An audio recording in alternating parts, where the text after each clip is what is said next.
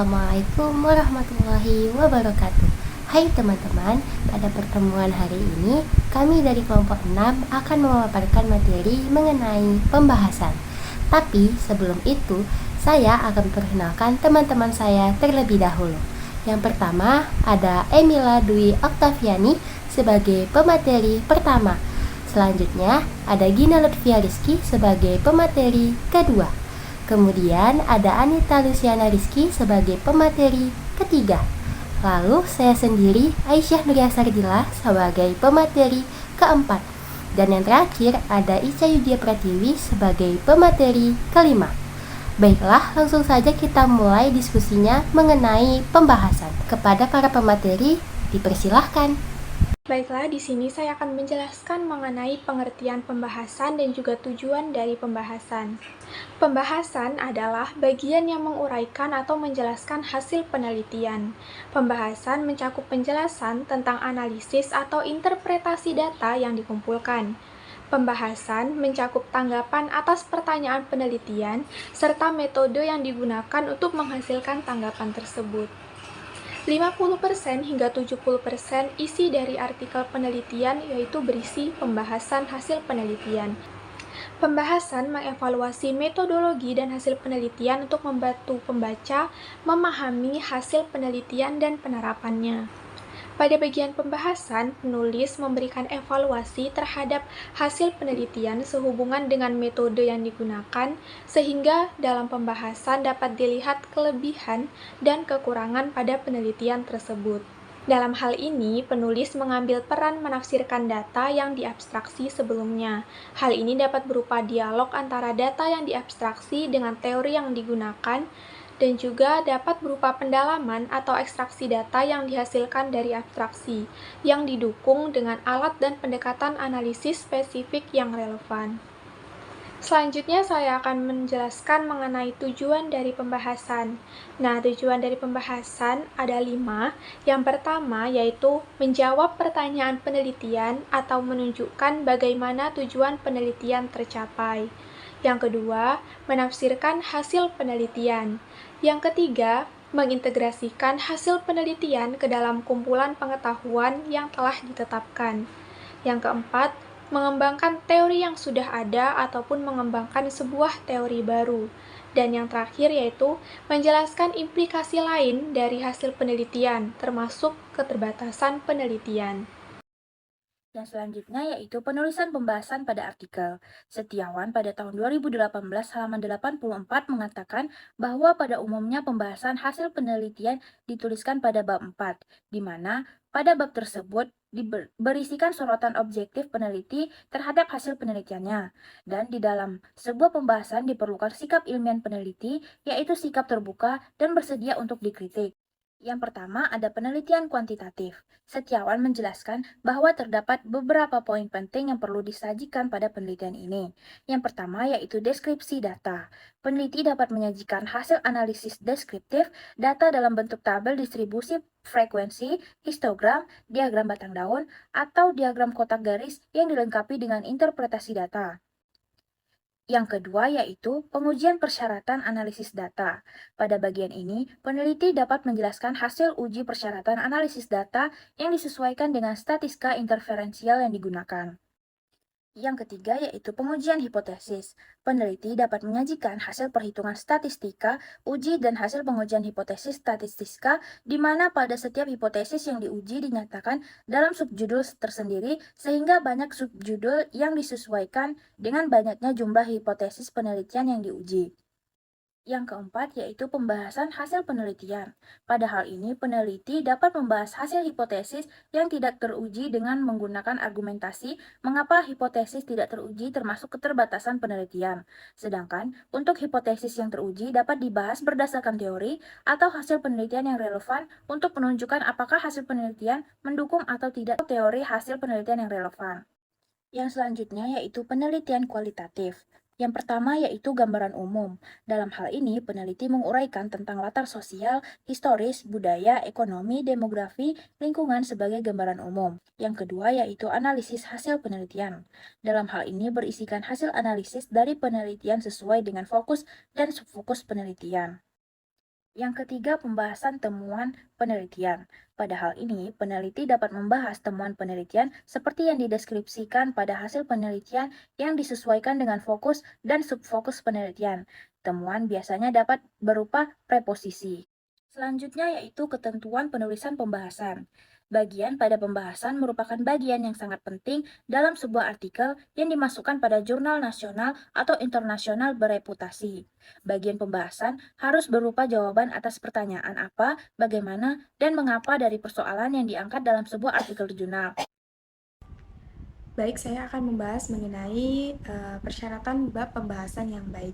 Sejauh ini sebenarnya belum ada format baku terkait tata cara penulisan pembahasan hasil penelitian. Menurut Ade, dalam artikelnya yang berjudul Penyusunan Hasil dan Pembahasan Hasil Penelitian Kualitatif, terdapat beberapa syarat penulisan pembahasan hasil penelitian yang baik. Yang pertama adalah penulisan pembahasan hasil penelitian seminimal-minimalnya harus berisi hasil penelitian secara ringkas. Yang kedua, terdapat beberapa cara yang bisa digunakan dalam menulis pembahasan hasil penelitian.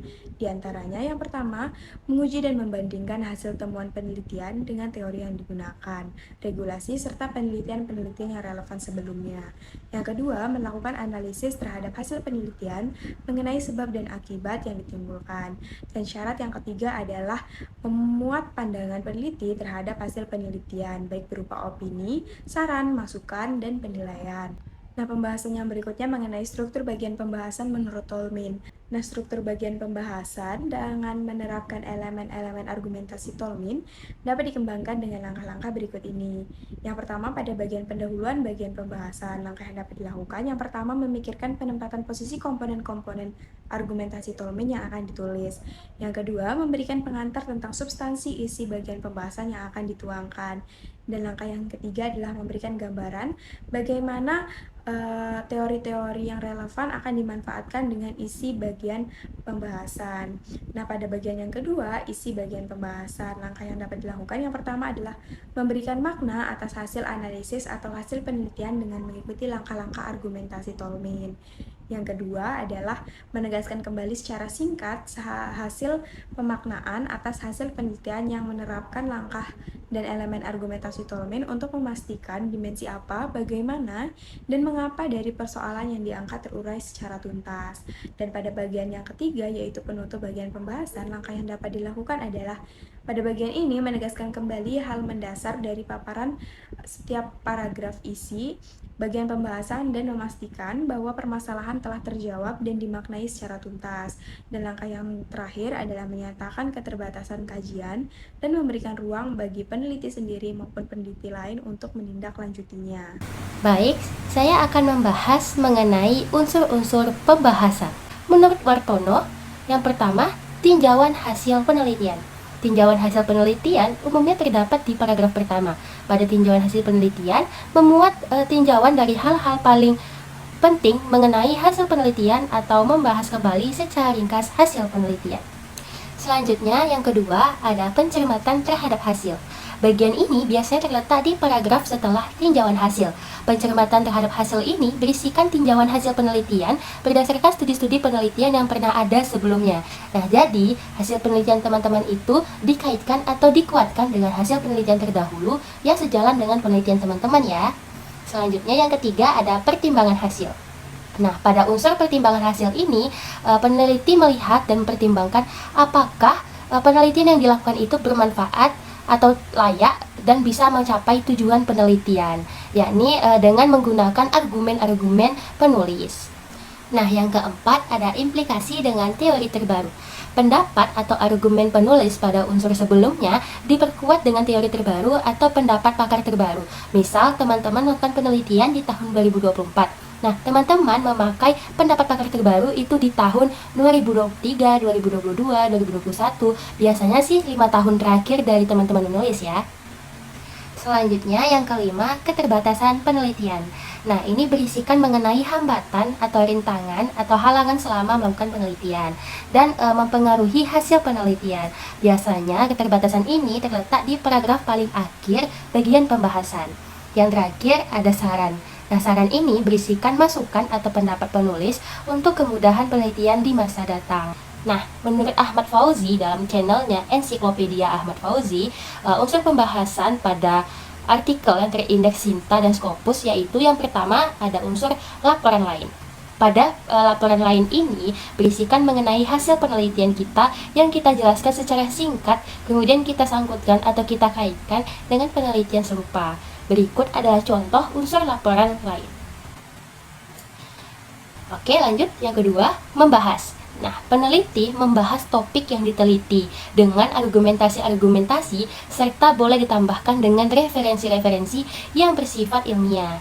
Berikut adalah contoh unsur dari membahas. Unsur selanjutnya itu ada tindak lanjut. Nah, peneliti menyampaikan tindak lanjut dari penelitian yang telah diperoleh hasilnya. Nah, apa yang harus dilakukan oleh peneliti atau pembaca atau objek penelitian di masa mendatang. Nah, tindak lanjut ini juga bisa disebut sebagai saran ya teman-teman. Berikut adalah contoh dari tindak lanjut.